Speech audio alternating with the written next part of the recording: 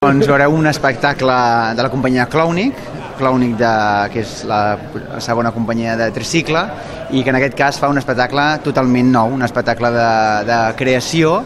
Aquí tenim un dels seus protagonistes, el Xevi Casals, i més que res l'espectacle, com la tradició dels espectacles de tricicle, garanteix un riure cada 2 segons, i hem creat entre els 4, hem creat un espectacle basat en les grans seqüències còmiques del cinema i de la televisió i del teatre, però sense cinema mut, clar, cinema mut, perquè això és teatre de gest, teatre de gest, és teatre, com li diuen al tricicle, teatre d'acció, no? Com sempre han definit el tricicle, que és el tipus de teatre que fan ells, i bueno, i els riures estan garantits, no?